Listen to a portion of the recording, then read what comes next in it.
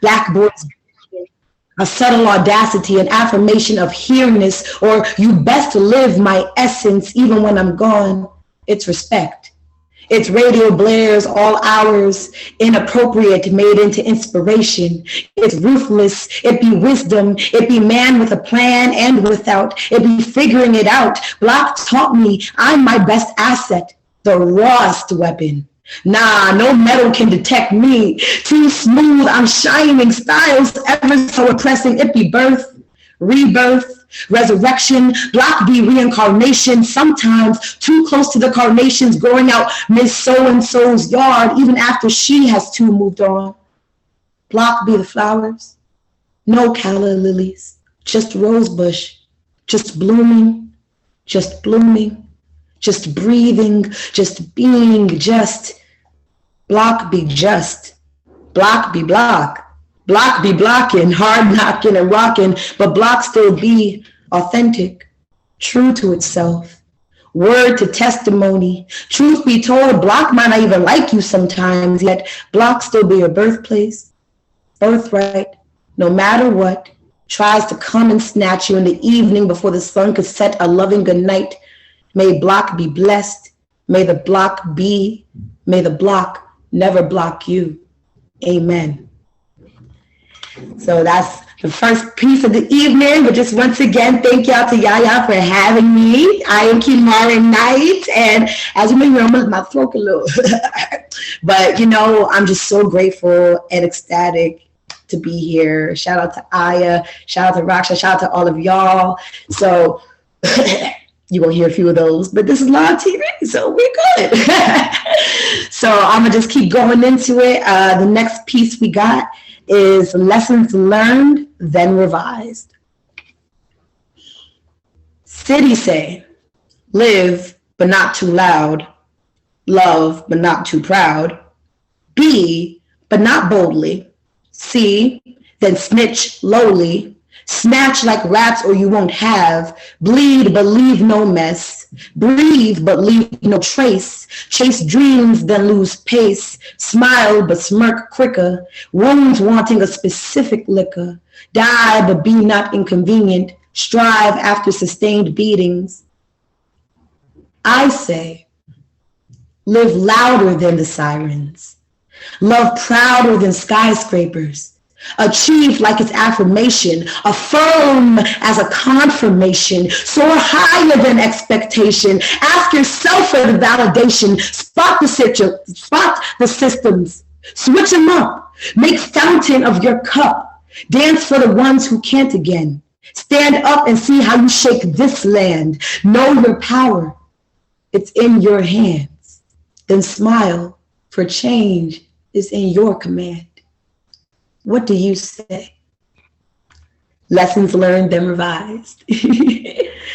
Next up, we have, this is actually an untitled piece, but this is a piece based upon the idea of just cultural relevance within education, because that's a part of why we are currently in this mess, if you will, in society, not being understanding that the bodies within the school system are not anything to be afraid of, but instead cultivated with compassion and love. So, when did you realize your mind was your own? I said, when did you realize your mind was your own? I know you haven't been told, but our greatness is more powerful than our destruction. We were made to be magnificent. This is what school forgot to teach us. To never be afraid of all the amazing things you'd be capable of if taking the time to navigate and unleash your minds. There are galaxies in there that you are taught to fear instead of praise. Raising gates and detector lines because they can't see past our skin. That's what really blinds them. Only weapon we will be our wisdom. Think this brown means ruthless, when truth is it's a righteousness they'll never get to comprehend. These halls are no savior. When the dreams they've manifested refuse to reflect ebony, the pure ivory of intentions is toxic. Tan skin, a barrier to the DOE, these queer folk finding no hope amidst the classroom walls as I sit, watch, and see.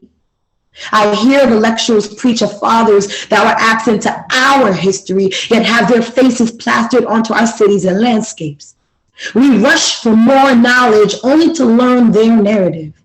It's our nation, yet we're used as step stools for alternative truths. Regardless, though, we still here. We've been here. Straight, gay, or be queer, never silenced despite their rules that make us reminisce on oppressors' chains and nooses. We're used to the abuses of our rights and people.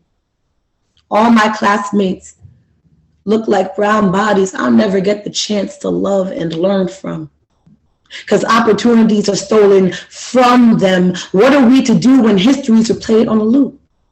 Jumping through hoops just to gain some perspective. Screw Betsy DeVos, putting our youth at a loss for words and education, yearning to make profit from our collective ignorance. We're treated unfair because we're not their children. So I got my bootstraps real taut and these textbooks in hand with new history lesson, one my ancestors created lest they try to erase it. This anger is our birthright. We will not bend. I was born in the right to fight. We demand a curriculum that extends beyond the rhetoric of American dreams and white picket fences. Need to hear about Malala Yousafzai and Angela Davis. Learn of more natives than just Pocahontas. Searching for knowledge of our people. We're seeking sanctuary away from the system, starving for more than lunchrooms can offer. This battle is bold and as colorful as our stories. We will not leave till they respect the cultural diversity. It's 2021. Streets still looking like deja vu. Brown versus Board of Ed was only a preview. Thank you. I have 2 more pieces before my voice says she needs to rest. And that is a great precursor because especially for for BIPOC individuals, which means Black, Indigenous, and people of color, for anyone who may not be aware, it is so important that we learn what prioritizing rest looks like and is, because we are not often allotted that right. We are often made to feel like that is a luxury, but taking the time to breathe is not a luxury. It is what we deserve. It is literally how you live. Ashe. So the next piece I have is called The Love I Know. And this piece is quite special for me because it actually speaks directly to my school experience as a youngin'. I always considered myself a bit of a nerd, and school was both a place where I found art, not only for coping, but also for social amplification.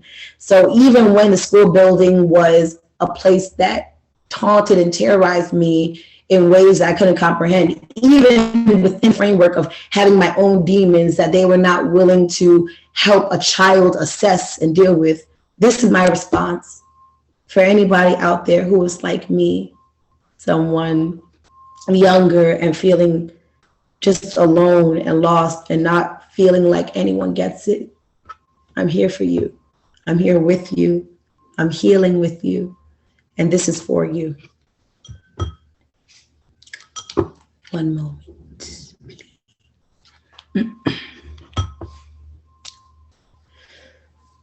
The love I know. I used to know what a wish was for. I used to know what a wish was for. This isn't going to be a love poem. This is my story intertwined with my mind and all the opportunities missed because of a psyche gone blind to faith, to reason, to all the things I needed, overachiever to the point of excess. My life was mess, but the books healed me. Every time I needed salvation, the school system acquiesced and I yearned for it. School was not a love poem when the bullies chided me for being everything they imagined wanting, and my home was a hell I could never flaunt, except as a lie to pass the detector of administrators. I never stopped believing in the power of my own potential. even when the demons did. I was never smart enough to outwit them, but my intellect did protect me when psych ward stations became the only home left to see. I remained in my studies, consistently persevering. It was never ideal, but it was a position I maintained because though my brain made me exile, though some kids remained vile, I refused a lack of realization for my dreams. I used to know what a wish was for. New textbooks and savior classrooms, teachers that knew my capabilities, and students that could see me. But even without these things, the institution still somehow saved me. Even when the breakdowns were in reach, I never gave up. And now, as I sit and wait for the day I can excavate my narrative and find a life with more halls and lectures, taking my time, molding it into something worthy, I feel a sense of hope I can retrieve because my education has always held importance. And I said this wasn't a love poem. It is declaration of my independence and my studies in a world where nothing can hinder because sticks and stones broke my spirit. My bones growing weary under their words, but not the way my passion burned. Never that. And I would lie to say the tests weren't at times debilitating. And I would lie to say that the tests weren't at times debilitating. Even though the A's were as straight as the ducks I thought were in my row, I would lie to say that the tests weren't at times debilitating. And I would lie to say the school wasn't at times a weakening. Depression making everything difficult under my major, but I'd be remiss if I did not say it's where I found the strength to be everything my poetry and I encapsulate. When pain became the niche I was accustomed to, the poems held me through. Discovering the slam at the age of 14 due to an English teacher, seeing my necessity, where would I be without the verse and the longing to be more than ever allowed to me, ever allowed to we. Yes, I stumbled, but the metaphor caught my fall. And I broke down in the newspaper editor's room, but then I wrote a poem. And when I wasn't working in the library, I sat in the stairwell, navigating every hell, giving it voice, because I'd be damned if I couldn't rejoice in some capacity. And who to thank but the walls of my school that fostered this need for something real, something tangible like paper and pen, and fed this necessity in the mold beginning from the multitudinous ends that had been facing me. This poem isn't perfect, but neither is me. And school wasn't perfect, isn't perfect, but it was what kept my heart beating. My life was a suicide statistic that didn't help me pass any math class, but I digress. The texture of prose was most palatable, and where else would I have been so blessed to experience this? When there was nowhere else to immerse myself, but there I took the challenge and made it mine.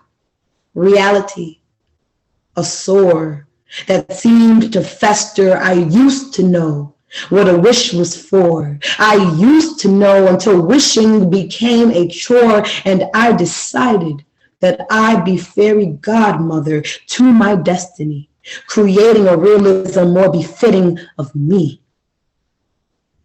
My education was a fate no doctor or narcotic could take, and forever will I rise, despite those that mind, even my own.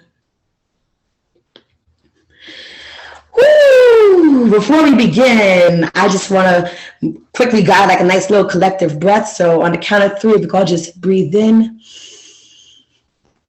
hold that, and in your own capacity, breathe out. One more time, otra vez, breathe in, breathe out. You are allowed to breathe.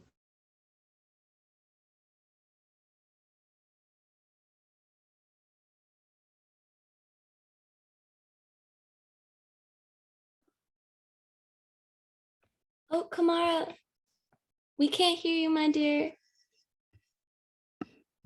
So I can be an embodiment of exemplifying rest. This is something that came up literally right before we were about to begin this evening. So this is definitely made for you. It is titled, We are the wild dream. God bless the artists.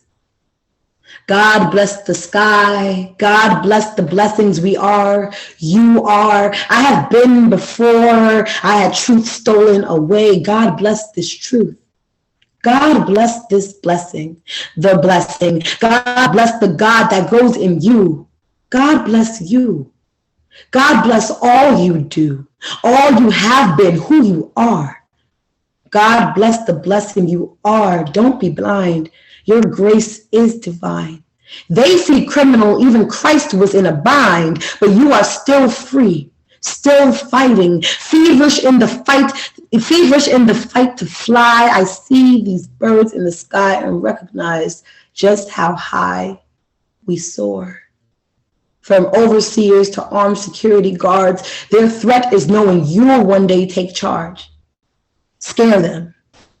Be the paint that pulls life into white blankness, a different dark, the beauty of canvas, the bounty of caressing your totality in tangible ways. You are tangible, talent, true, your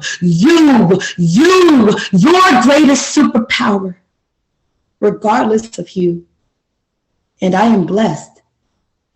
I am blessed to know you, to be you, to remain true, no matter who tries to stop us. The story continues. Ashe, and stay artful. Thank you so much again. My name is Kemara Night. This has been amazing. Y'all are amazing. And don't forget that, no matter what they try to do. Oh my God, Kemara! Dang. Well, I mean, I know everybody is applauding over here in Zoom land. If you want to just put something in the chat for Kemara, thank you so much. I can't thank you enough for sharing with us. I have known this incredible artist for, God, it's been like, it might be going on a decade at this point. I think it might be almost a decade. Time. I have some questions for you, Kemara. I just want to hear about everything you do and share this with our friends here. I just don't want to remove the spotlight. Is this screen still, if I'm moving my screen, I'm having a tech question. Is Kemara still spotlighted? If someone wants to, yes. Okay, perfect.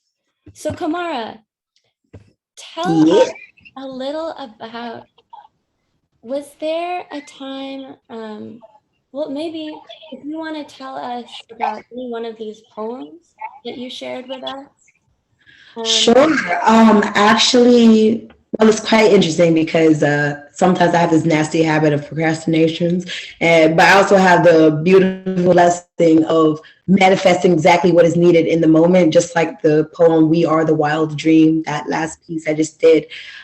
So one poem that really was standing out for me was "Lessons Learned and Revised," because what I realized in the process of creating my set list for this event was really just how much things haven't changed, unfortunately, and how I was taught so many things that even now I'm still in the process of unlearning and relearning a more proper way, if you will.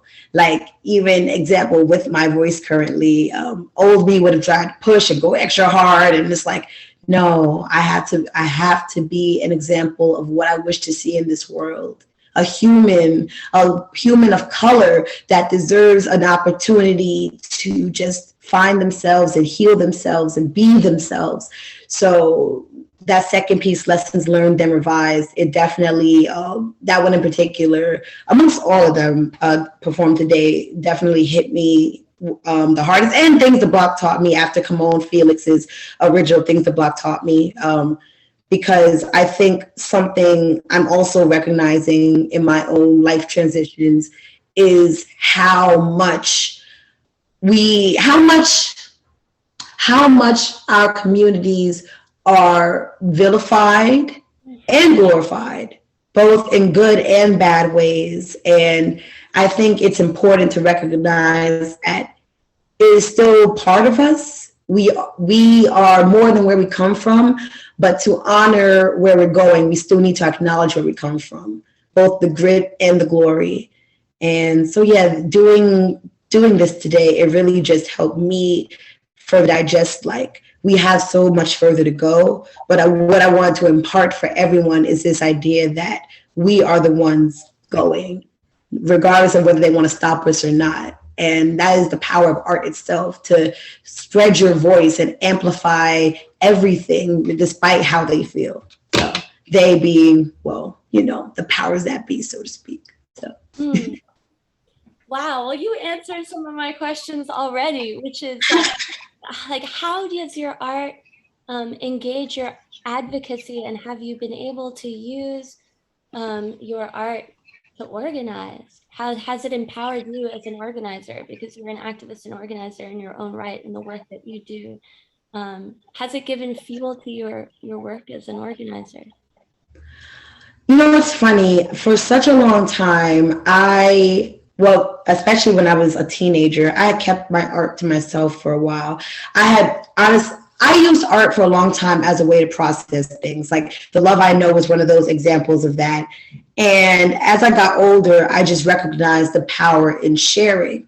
And there's one visceral moment in particular where I had done a one-off at a school, just doing what I do, doing a poem, feeling the vibe, and just wanting to hopefully impart some type of wisdom and love and hope. And months later, I am at an event that was like a curation of all the students at these schools that were inspired to join the programming that I was essentially promoting for with my performance. And I'll never forget, there was this one young lady in particular. She ran up to me, and I'm pretty good with faces, so I remember her. I was like, okay, I know you're a student at a school. Hi, I love hugs, but what's going on here?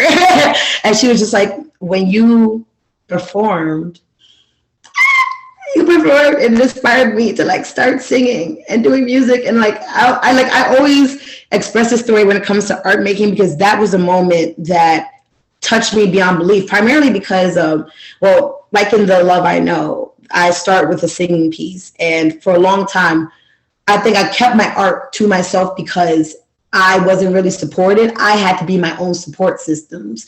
And the art was always there, especially when I didn't have a doctor or support or school that I could feel safe in. So one of the things was like, I always felt like I couldn't sing. Like for a long time, I felt like I was like, oh my God, I'm the worst singer ever. But it saved me, it helped me. So the piece I had done at this young lady's school was a piece where I was singing as an intro. And I guess the verve and my desire and my passion for that was what catalyzed her to follow her dreams. And it just really spoke so truthfully to what the mission of art sharing is about. It's so much bigger than you. And especially when writing for this event tonight, I was sitting here like, yes, it's not about just like my own journey, because my journey is part of our journey. So that definitely always influences the way in which I art curate, because I know if this work is to be into the light of the world one day, it has to do something for just more than me. Like actually, ironically, I almost didn't choose The Love I Know today because I was like, oh, this might be too personal. And I realized it's because even in my adult life, I found myself being stifled again. So that's one thing, y'all, especially to the youth out there. It doesn't necessarily get easier as you get older, but as you continue to build upon, recognize, see your worth, it will always remain worthwhile. And I just want to really stress that, like, the art will always be there for you no matter what.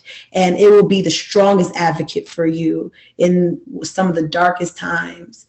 There was the last piece as well. I had a reflection of when I was performing for a protest in front of the Barclays Center, and there were policemen standing on top of the train station, like in the rafters with like machine grade weaponry. And I'm like, we're just peacefully protesting. That's not even the energy y'all need to have. Like, what? What? Like, and I remember as I'm doing a piece that was dedicated to Breonna Taylor, I'm just staring them down. They're nothing but shadows, cloaks of darkness, literally, because of the way the sun was positioned. And it was just such a moment. Like, I broke down while performing that piece because I was like, I know this is the last thing y'all want to hear. And that's why I'm saying it, because that's how the change is made. So always keep true to yourself. Keep doing your art, no matter who says anything about it, because that is the route, that is the way. And I'm sure for many of y'all, that has been the light. Oh, Kemara, thank you for sharing with us. You beautiful spirit. I needed to hear that today myself. I know so many people on this Zoom call benefited from your words of wisdom and your poetry. And I will just add that as somebody who's had the distinct honor of singing beside you, you have a beautiful voice. And you're vocally healthy again. Thank you for sharing. Thank you. Can I quickly just add, like, you were one of, if not the first person that validated my voice. And I'm eternally grateful to you for that. And that is also something else, y'all, for everyone, adults, youth combined. When you find somebody in your life, value them.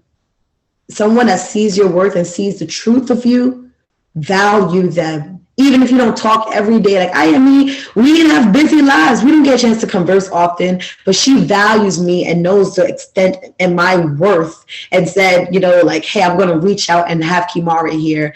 And I'm only ever grateful. And that's how we do truly build as a community, by remembering those people that infused us and continuing those connections in some way, whether it's just praying for them without even them knowing, liking a post, sharing a post, receiving the opportunity and taking it regardless of what's to come or what's expected, just really honoring and valuing the humanity and artistry from one human to another. Ashe.